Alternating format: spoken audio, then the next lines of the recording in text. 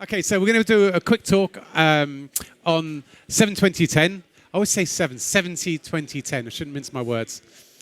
So we're going to look at moving from, I guess, the theory and move past that and actually look at the practicalities of how do we implement this concept.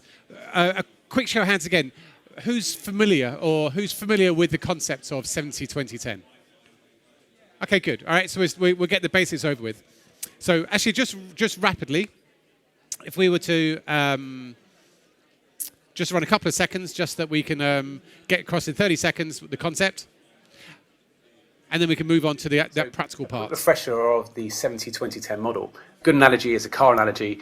If we look upon how we learned how to drive a car, 10% probably came from formal courses, 20% came from peer-to-peer, from parents, friends, other people, and 70% has come from practicing, learning how to drive, making some mistakes and learning from that. So I think the concept now people have talked about for a while. I honestly think that probably most people haven't actually moved away from saying, great idea, to actually what's a practical, realistic implementation of the model. From, I guess, the lessons that we've been learning, and we've been, I guess, pioneering the concept in a practical reality for the last couple of years. We've learned a lot. We've made some mistakes. We've learned from it, and we've got better and better. And I guess what I kind of want to show from here today is some of those lessons learned, both in the practical side to it, and I guess the biggest thing that we probably learned is as we move from the numbers to the words, I think as Boyd mentioned earlier on in your talk, so the same concept. So what we're saying here is, in essence, we want to now look at learning from a design perspective and consider the workplace part, the social part, and the formal part in the totality of how we design learning. So the analogy, I guess, or the metaphor I want you to put into your heads is the concept of, let's say, 3 big levers on a truck, each of those being responsible for each part. Now, every type of learning design probably needs a different mixture of those 3 levers. So some types of learning design might need heavier in the workplace design, and some might need heavier on the behavioral side. And I think those are some of the lessons you want to share upon what does that mix of levers actually look like. So maybe what we start off with is one quick story on the 70% part. So this is, I guess, when we're thinking upon learning solutions designed for things that are heavily procedural or heavy process, I think the thing we've learned is actually you can massively reduce the amount of formal training and actually get a better performance delivery, actual end delivery. So Panasonic, for example, now used to, actually, I'll let them tell the story and I'll give the extras at the end.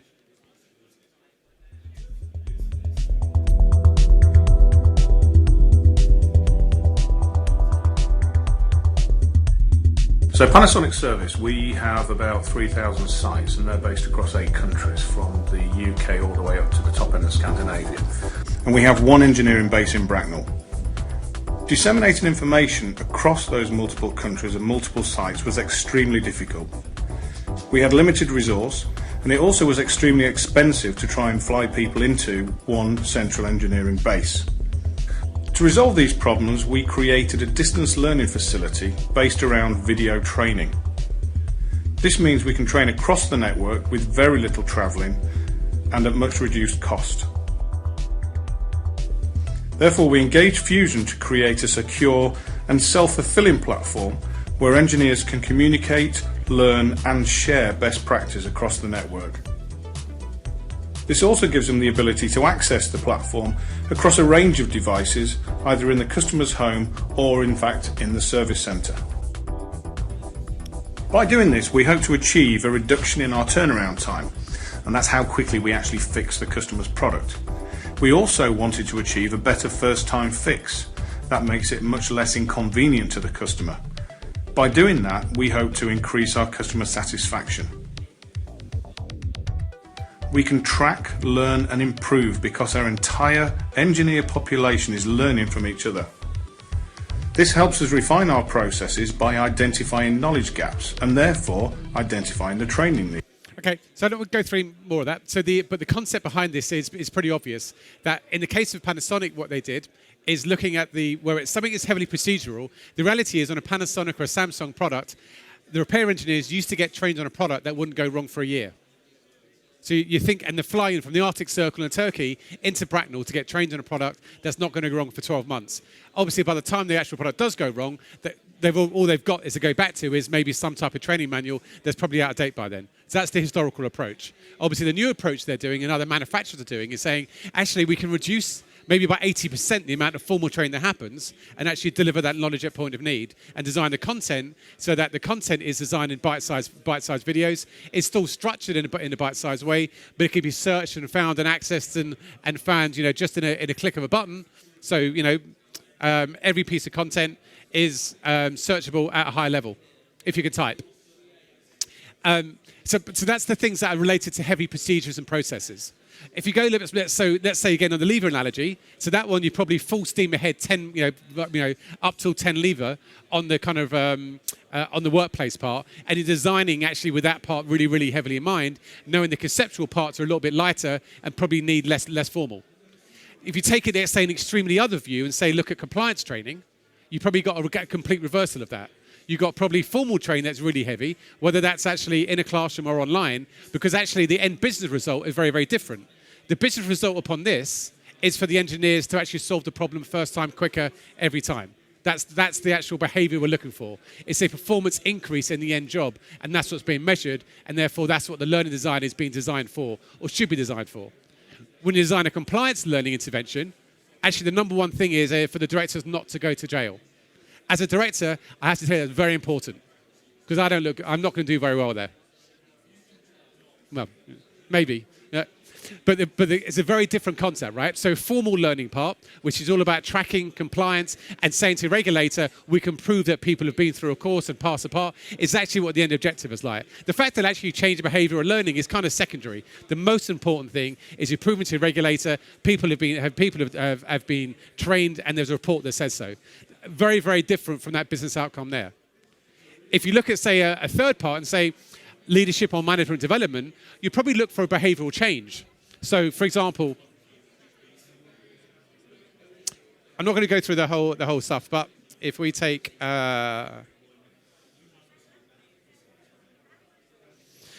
well, actually, I'm not going to run through it here just because I think there's only about half hour project around Lloyds' Emerging Leaders Program, which is actually quite similar to the kind of HSBC Value-Based Leadership Program. But actually, if I tell you about the HSBC Leadership-Based Value, so they obviously, as most banks doing, Lloyds and HSBC and others, they're trying to shift back to the values of actually what the bank's all about, to one where actual values are inherent in the organisation, and then actually they're getting their names back as being good places, which obviously they've had a bit of a tough time recently. So there you're really trying to change behaviour. So if you're talking about behavioural change, that's probably where the social parts are probably amped up more. All three elements, all three levers are always in play. So you've always got a workplace or a social or a formal, but you're just emphasising maybe different parts. The reason why the social part is extremely important on a behavioural change part is one of the best tools to change behaviours is stories. So what HSBC and what Lloyds are doing in terms of this part is they're capturing stories after the event. So people do an event, they do their 2-day course, they get really fired up and really motivated about the change they're going to make. But obviously, if that's it and they go back to their job, it's going to fade. But by actually socializing the stories, and actually when someone does, break the sacred cow or do something that's amazing in line with their values, for that to get captured, for that to be shared, and for other people to see the values be living and breathing every day. So the social part becoming a much more important fabric if you really want to maintain the momentum that the actual event actually started with. Perhaps another view, another story of social part, actually with Boyd. So Boyd's a great example. Boyd's hand in the air. Thank you, Boyd. Both hands. So we started a great journey with Boyd when Boyd was head of learning at Dixons before he became an independent mercenary earning loads of money. An amazing project we did 18 months ago with Boyd, which Boyd tried a new idea. He said, what happens if actually we did a pure social learning intervention, just in a sales group of 500 people, where when they launch a new product, those salespeople will actually pitch the best product to each other using video. So Boyd allowed any individual across that 500-person group to pitch the best concept or the best pitch they could on that new Sony product or Dell product. What actually Boyd signed inside, I can't remember the exact statistics, but around about half the people participated in actually creating content of that group. Pretty much everyone took part in terms of consuming the content for it, and he saw a 30% increase in margin sales of that 500 pilot over the other ones. So, again, if you're looking at each of those learning interventions, there's a different business outcome. Compliance is stay out of jail, have a record. That's the number one business objective. The sales is how do I increase the amount of products or the margin being sold. Engineers, procedures, processes, how do I allow people to actually get the knowledge to do their job?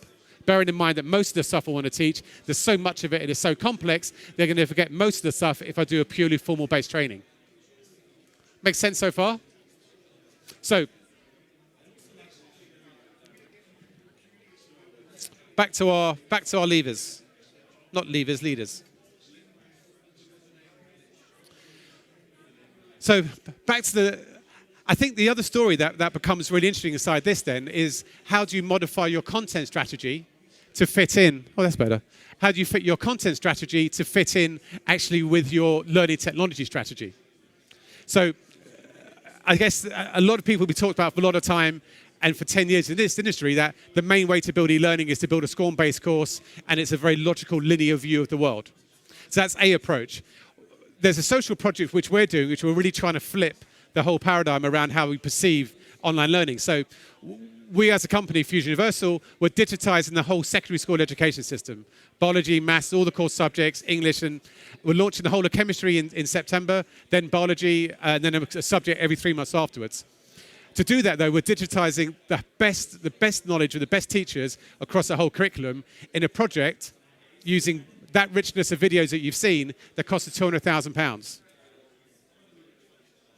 Now, the UK government was about to spend £150 million on doing that.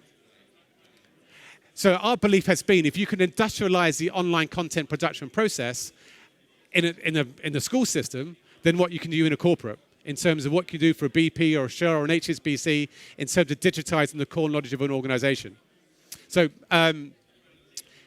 if you haven't seen the channel, youtube.com/virtual school is our social channel, which is where we're going live. We've already gone live with, I think, about 100 videos, and the whole curriculum launches in September. But we kind of proven the concept. So looking back at the... actually, a quick show of hands. Who's seen this video before? Is it just you? So I'm not going to the whole video, but this is a video that really articulately goes through the concept of 70-20-10. A lot of organisations are looking to break out of the straitjacket of formal, structured learning, which is both inflexible and cost. I'm not going to go through it now because I'm going to make the video available to you afterwards. You can go through it in your own time along with everything else. What I just wanted to show to you there is a new method of content production. So this method of content production, Charles, who's a great person who's really very knowledgeable in this area, spends 10 minutes on our office to create that piece of content. So he came in and spoke for 10 minutes on his core concept. And that's it. That's the total amount of time that he spent before that video was created, which we spent 2 or 3 days creating the content, which we then put free of charge on YouTube, which has now got 60,000 people viewing it. And the lady from IBM at the back actually said to me, thanks, I use that in our... We probably heard that from 20, 30 organizations. Mike, Vodafone Cable Wireless, what's it now? Vodafone. So Mike from Vodafone probably used it as well. Just getting the concept across to organizations. But that's 10 minutes of someone's time created in that type format, which is being used by leading organizations to get across that concept. So once content becomes industrialized, which it does in this type format, whether that's Panasonic using cameras themselves to create it, or whether that's concepts which are recorded from experts and then visualized, you put that together with a platform that then allows mobile video, social to happen and personalized to it, you're all of a sudden able to actually start to deliver on the promise of the 70-20-10 model, which is a guideline model, right? It's not saying that, exactly you learn this way. It's saying that actually we learn holistically. Therefore, now what we can probably do is we can start to look at how do we actually design those programs differently. There isn't a one model fits all. It is about looking at each learning intervention and actually pushing the boundaries out to say, how do we now mix each of those and where do they come on board?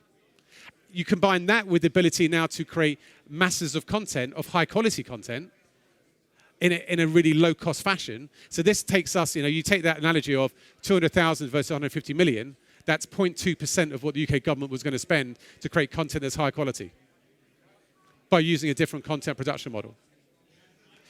So in here you've got one expert and you've got one designer and that's it. That's the whole production process of the lady at IBM, the lady at Vodafone who are using this content to show to their people to explain the concept of 70-20-10.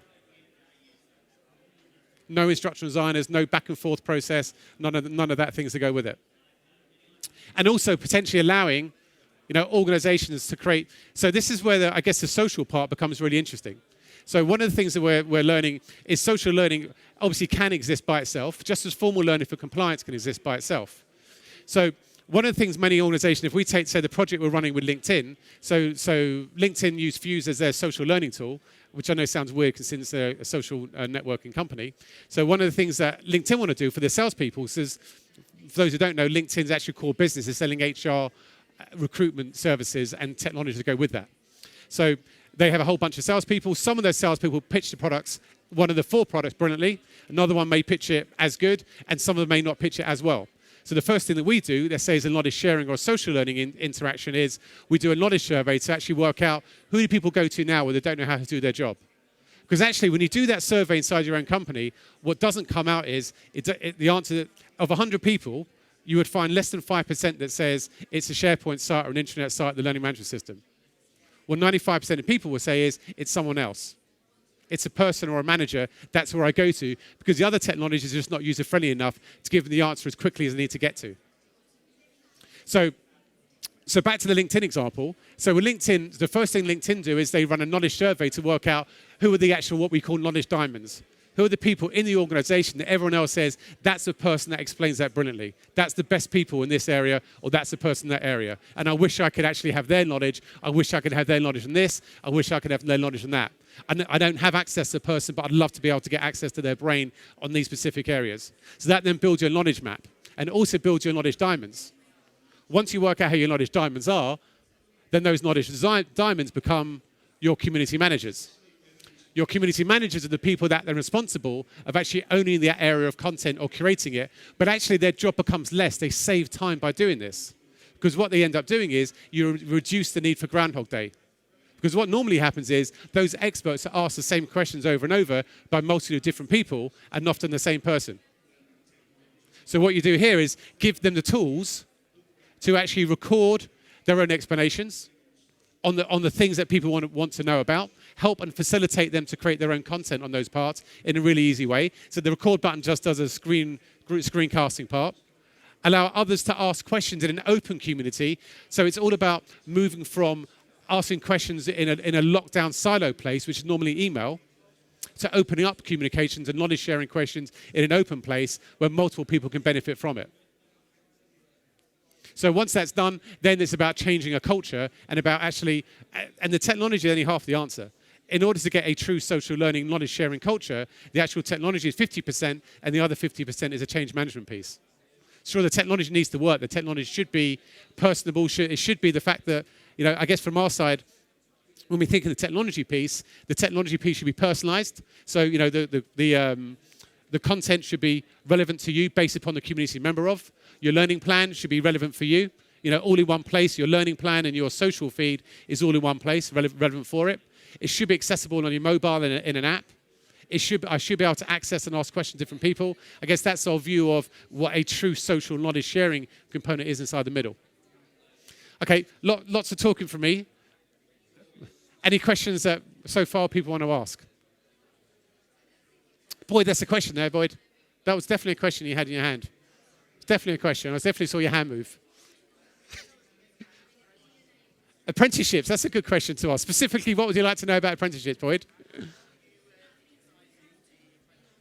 Okay, so that's interesting point. So actually, it's a project we're working on together with another company called Peer Training that do apprenticeship training. So we work a lot with organizations, traditional, I guess, classroom training organizations and training companies that want to modernize their offering. Not move towards building e-learning courses, because I think most training organizations recognize that actually that's probably not good for their business, and they probably emotionally don't buy into that approach. But they do buy into the approach that actually they still need to modernize their offering. So one of the things we're doing with Pera is actually modernizing their offering. So as most training organizations still do, they still deliver, or have traditionally still delivered, all of their knowledge inside workbooks and assessors. So again, I won't go through the whole video, but I'll make it available to you afterwards. Pera's partnership with Fuse Universal modernises the delivery of apprenticeship training, giving its customers a distinct competitive advantage. One of the main issues of a traditional apprenticeship is that a colleague is often left learning isolated away, using access from everything, everywhere. Dialogue between assessor and student no longer needs to be scheduled as a monthly activity, as reflective questions are moved to... So I think for me, this is the really interesting part. So you look at a workbook, and workbooks are still used everywhere, right? But if you start to say, okay, well, a workbook is, in essence, a workbook is some knowledge in paragraphs, it's some reflective questions to get the person to think, and maybe in a group kind of talk, and maybe some multiple choice questions. So that's kind of it. So now the concept inside here is we've moved all those paragraphs to bite-sized videos using that industrial process we talked about. So it's actually affordable to do now. The reflective questions are no longer in a workbook, waiting for the apprentice to turn up to actually look at it and have a dialogue, but it's social. So it means they're answering the question there. It's pinged back to the person centrally, the apprentice. They get notified, in the notification system that someone's actually made a comment to them, and then they comment back, and they've got an interactive dialogue, as you would expect in any kind of modern social media interaction, kind of what you do on LinkedIn and Facebook and Twitter kind of every day. And your multiple choice questions are just a multiple choice engine. So in essence, now we've modernized that whole approach to that the workbook to kind of said thank you to the workbook for the history and the couple of 100 years of being the best medium for delivery. But actually now, we had a ceremonial service, and we put it to bed and said thank you, and it died, and it was a peaceful death, and it had a great life.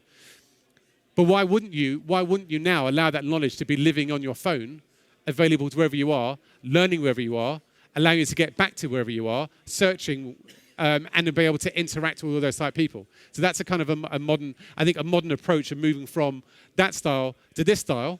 And if you took a practical example, let's say of in terms of cost, when we work with someone like Samsung, we've proven on a previous project that it would normally take them a month to take a Korean manufacturer's, how to actually fix a product from the Korean manufacturer to something they would actually create as a UK manual and push out.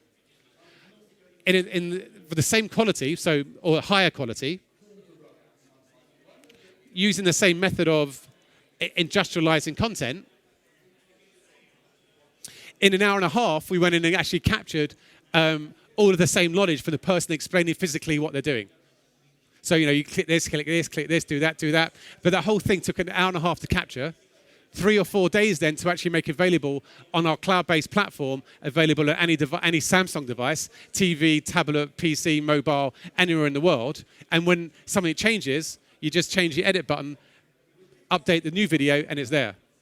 Put bookmarks throughout the video so people can jump to the specific part they want to do. How does that compare to their manual when it's actually now costing less and more accessible everywhere else? Okay, hands up who thinks that's a good idea. That's half the order. It's not bad.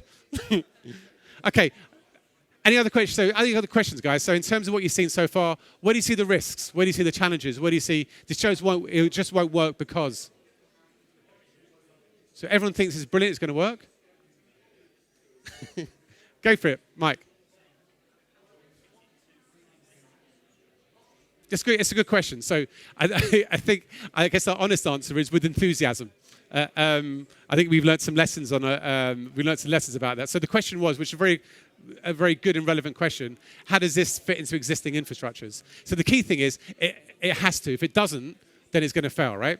That if it's just another system or it's not frictionless in terms of the access to it, you're putting barriers up. So ultimately, you want to provide as much of a frictionless environment as possible. So in a couple of different ways. So one is around branding, obviously just to make it look and feel like the customer, so it looks like whatever type system they got, which is easy. That's just toggles on the back system. The second way is through single sign-on.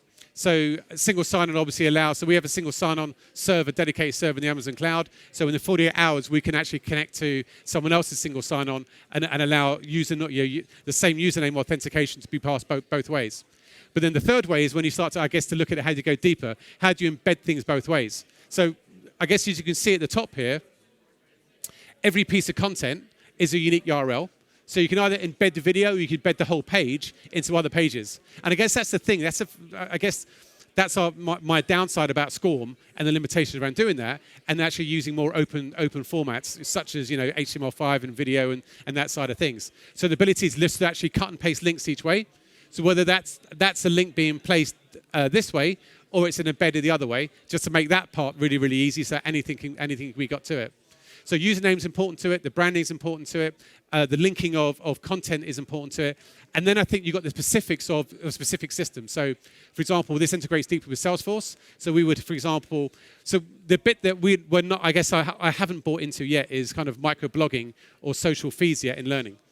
I think there is a place for it. I just don't think it's the most important thing. So although we have a knowledge feed, that's very different from a social feed. So social feed is what you see in LinkedIn and Facebook, which is a feed based on chronology, which has a benefit to it. But obviously a chronological feed isn't a great feed to making sure everyone's done some learning. And even, if you put something in there and paste something, you don't know, I'm just going to hope and pray the right people are going to see it. So to some degree, I'm not saying it has no value. I'm just saying it's not, for me, the most important thing.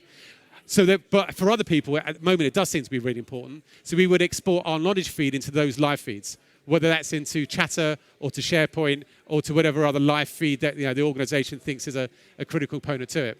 And the last part to it is obviously search. So allowing the indexing of our search to be found from the indexing of search from the other engines, whether that's a SharePoint or a Salesforce or something else. That was a long answer to a short question. Other questions? Okay, so far in terms of our journey of understanding of 7 to end, hands up who thinks they're further ahead with their thinking. About half? That's not too bad. Okay. Actually, I think in terms of time, guys, I think I might be getting to the end of our beautiful time. So if you want, guys, for people that want access to the content, access to all the stories. So inside here, we probably have 100 different stories of client implementing 70, 20, 10 in different type ways. On the front page here, you can listen to Lloyds stories, to HSBC stories, to the 50 clients of ours that implement different ways. More than happy, if you give us your name, username, login details, more than happy to make that available to you. If you want to contribute to it, then you can have a competition and bring it on. Who can tell the best story? So at the moment, the story is based on the competition in here is on whose knowledge is most valuable. So at the moment, that's your Knowledge Hero story. You can call these in your own companies, your own names. So we have Knowledge Hero, Demigod, Collaboration Demigods, and Top Fusers. So here's an open challenge to you to tell a better story and to share your experience with this whole community in a better, more beautiful way that we're able to. Any final questions? Okay, well, thanks for your time, guys, and thanks for listening.